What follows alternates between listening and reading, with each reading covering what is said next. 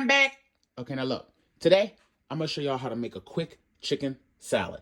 It's almost springtime, so it's time to just go on ahead and make some things that can be light on the stomach, but quick and delicious. You can meal prep it and just go on ahead and continue on with your day. You're going to need some eggs.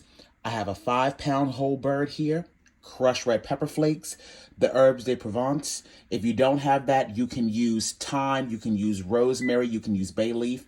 That's completely up to you. If you are not able to find that, that's completely fine. Sweet relish. I also have Duke's mayonnaise. When I make my chicken salad, it has to be made with Duke's, a cucumber, onion, celery. You see that? You see that? You see that? Don't ask me for the damn ingredient list. Come on. The chicken, of course, has already been washed. You want to cover the chicken completely with water. To the pot, I'm going to add in 4 stalks of celery that I've cut in half. I'm also going to add in 1 large onion. I've also gone in and I've added in 2 tablespoons of the herbes de Provence, some crushed black pepper, and a little bit of pink Himalayan salt.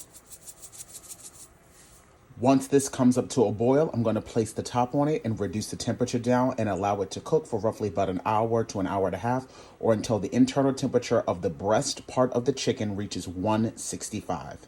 While your chicken is cooking, go ahead and boil off 4 large eggs. While your chicken is cooking, you can also go ahead and start to prep your veggies.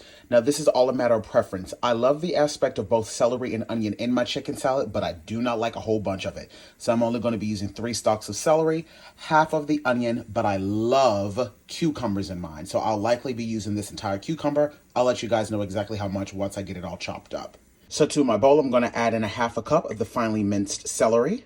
I have a little less than half a cup of minced onion. And this is just a matter of preference. When I add cucumbers to my chicken salad, which if you've never done, trust the process. It is something about the crispiness and the freshness of a cucumber mixing with chicken salad that is just divine. But what I like to do is I like to core out all of the seeds from the center so that I'm just left with just the crispy cucumber and not a lot of the mushy seeds and all of that. So that's a matter of preference. If you don't mind it, you can keep it whole. Let's mince these down. And again, you don't have to go crazy with it. Don't go digging out all of the flesh. You're just simply getting out just the seeds part. You can discard this. This we want to keep. As you can see, I've gone ahead and diced down 1/2 of the cucumber. This other half I'm going to keep because I think I want to slice that on my sandwich fresh. But this half here, we can go on ahead and pour directly into our bowl. And now you've got all of your veggies done. So now you can just put a lid on this and plop it in the fridge while you're waiting for your chicken and for your eggs to finish cooking off. Now that your eggs are all done and have cooled off, we can go on ahead and chop these down as well. And before we go to add in the eggs, I would just like to mention that I don't always add in eggs to mine. I just simply do it from time to time if I want to have like an extra protein boost. But if you do want to keep it a little bit cleaner, or if you're watching your cholesterol, just don't use the yolks. You can just use the whites. But I'm not as concerned about that. So I'm going to go ahead and add all of that in the bowl. All right, you guys, so my chicken has been cooking for about an hour and a half. It is completely done at this point. I'm going to safely and gently remove it out of the pot and sit it on a platter. Now, if I were you, don't throw away that broth. That's some great broth. You can allow the broth to fully cool down, skim off any of the fat, and then put it in the freezer and use it for a different day or for a different recipe. Also, note, you can either choose to wait for your chicken to fully cool down before you decide to shred it, or you can shred it while it's hot. That's completely up to you. Of course, you're going to fully remove all of the skin and then just shred all of the meat. And yes, I'm going to use a combination of both white and dark meat. So let me go on ahead and get this out of the pan. And again, if I were you, I wouldn't throw that broth away. I would keep that. That's some good stuff right there. Alrighty, now that I've taken the chicken out of the pot, I'm going to allow this to cool down enough for me to be able to handle it. But either way, before you decide to add it to the rest of your vegetables or start to add in any mayonnaise, it does need to be completely cooled off. You do not want to spoil the mayonnaise or start to cook any of the vegetables or any of that. So either way, you need to make sure that it's completely cool before you start to combine it with any of the other ingredients. And that, my friends, is how you break down a chicken. Just like that, nothing but bones, child. And now I have my bowl full of my meat, and I like to do this while it's somewhat hot. It just comes off the bone a lot easier. So now I'm going to go in with 2 forks and just shred this up a little bit. I've gone ahead and shredded up my chicken, but I just wanted to make it a point to remind you guys that I only cooked this for an hour and a half. I think oftentimes people think that you can't overboil chicken, and you absolutely can.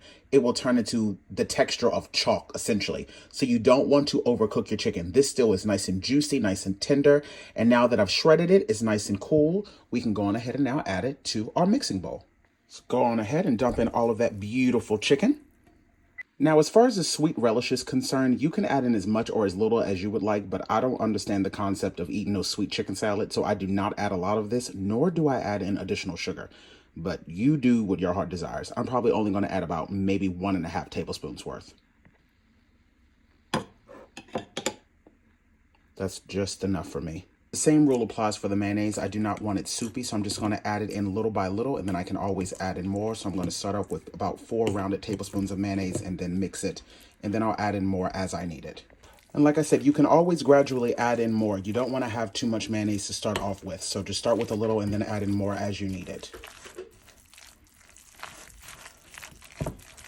As you're mixing it, you can then go in and taste for any additional salt and pepper.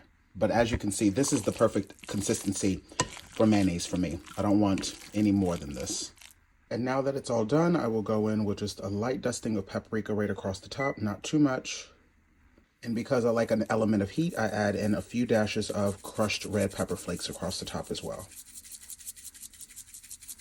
And just like that, you have yourself some absolutely delicious homemade chicken salad. I topped it off with some paprika and crushed red pepper flakes.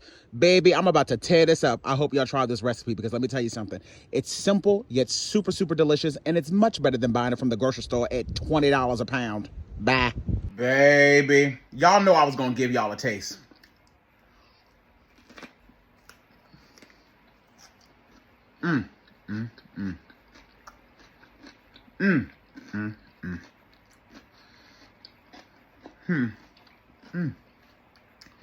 And it's so much better than eating it with bread. Look at that. Crushed red pepper flakes. The crunch, the freshness of the cucumber. Imagine getting a cucumber fresh out the garden.